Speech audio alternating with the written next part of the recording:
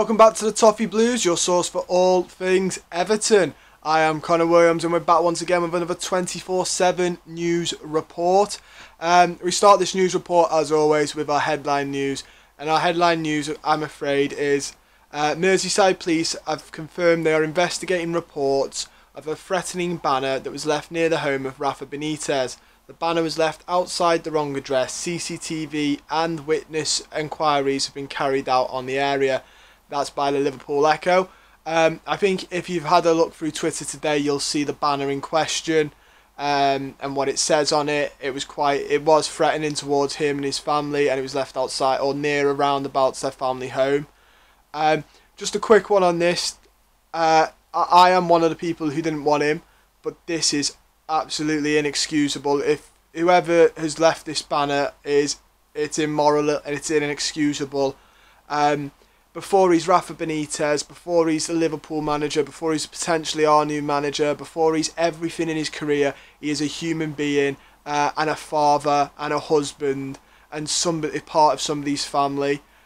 Threatening him, his family, or even gesturing towards threatening them is completely inexcusable and completely and utterly disgusting in my opinion. You know, and it is going to be one idiot or a small minority of idiots, but you ruin it and people will tarnish us all with the same brush, and that's not what Everton fans are about. That's not what the People's Club is meant to represent. So just stop, and hopefully the police catch the people who put the banner up, because there's just no excuses for them. It's absolutely inexcusable, and it's really, really low.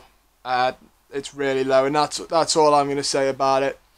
We do move on to some more news now though, and we want to wish the best of luck to under-23s keeper Nico Hassan, who has left Everton today and joined Swansea City on a free transfer. So good luck to Nico, hopefully it goes well for him.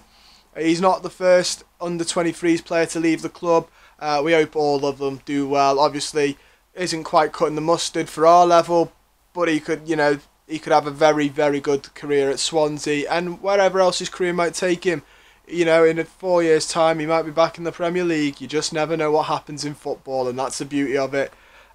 We also have news that Joshua King has come out and said some quite scathing comments about Ancelotti and his player management. This is from Dag Bladet. And he says, I do not regret that I went to Everton. I did not get a single chance to start. Have I got to start? I had not performed.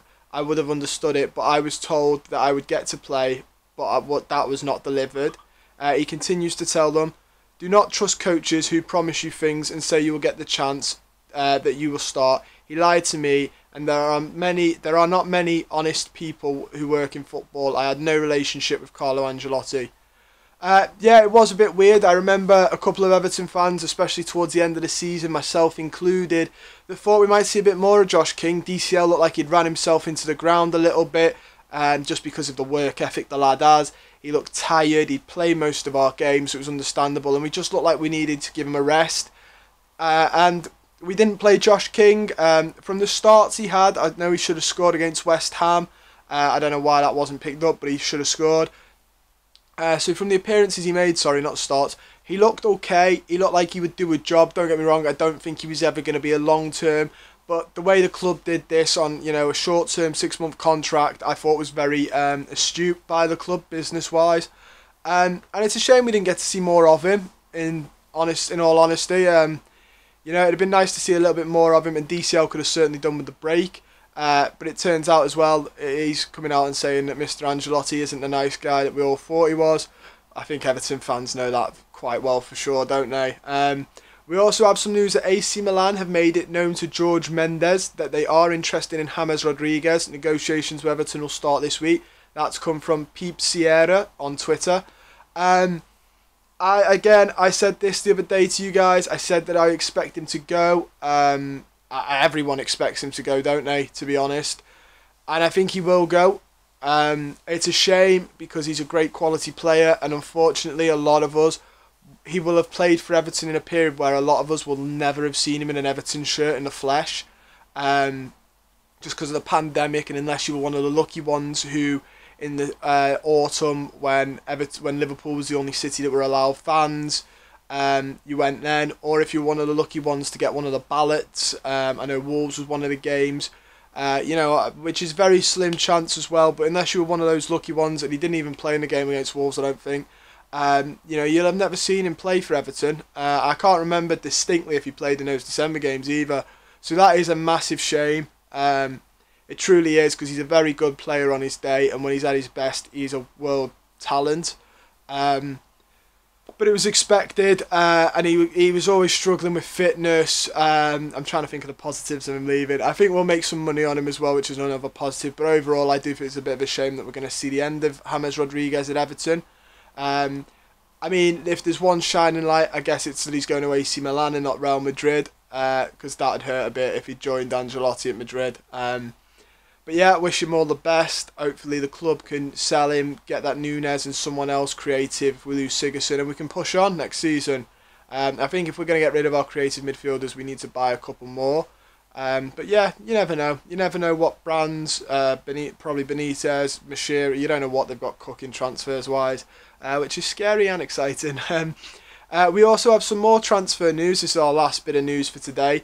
Everton have continued their interest in a move for Roma defender Chris Smalling, according to reports. As claimed by Italian outlet Il Tempo via Sport Witness, new Roma boss Jose Mourinho isn't keen on Smalling in his defence and is willing to sell the centre-back this summer. I'm not surprised by this. I don't think him and Jose had the best relationship when Jose was at United with Smalling. This, again, I'm going to say the same thing about this as I did about the Demiral rumours. Don't think it's a position we need. Demiral looks expensive. I don't know how much Roma will want for Smalling, but I imagine it's going to be 20 plus, which again, I mean, 25, maybe anything higher than that, I think is a bit steep. For a position I think we're okay in. I think we could improve in more positions. If we get rid of our centre mids, we need a creative centre mid. We need a right winger. We desperately need some pace down that right hand side. We need a good right winger and we need a right back. We need a creative right back with a bit of pace. We need Denzel Dumfries, but the fellas, he obviously got kicked out of the Euros last night. All the Netherlands did, not him personally. So, I don't know, I guess now's the time to put the pen to paper when he comes back. You know, this is the time to make the move in the next couple of weeks while he's home from the Euros, and that's all he's going to be concentrating on now is next season. So we'll have to wait and see. Like we've reported, though, Inter Milan are after him. Bayern Munich were interested in him, but they need to sell players to afford him, whereas Inter Milan have look like they're about to sell Hakimi, if not have already, for big money to PSG, who coincidentally want Hakimi and are going to pay big money, not loan deals, but you know. So yeah, hopefully though Marcel Brands and the relationship he has with Dumfries can push that across the line, and we can get it done, because he really does look like a good player. At one point, it was a chance he had on the left foot, and it was him and Malin, and they were both up front, and it was amazing. His run round the defender, it was almost like an attacker. He's very good going forward. But that is all we've got time for today on the news. Don't forget to like this video, subscribe, share, comment down below on you know, anything we've discussed. James Rodriguez, stay or go. Chris Smalling, do you think it's a good idea? Do you think it's a good deal? Just anything at all. Let me know. Are you excited for next season? There you go. Are you excited for the season ahead? Let us know down below. And who do you think will win the Euros? You know, we'll try and get some, you know, entertaining answers. And most importantly, guys, don't forget to subscribe to the channel.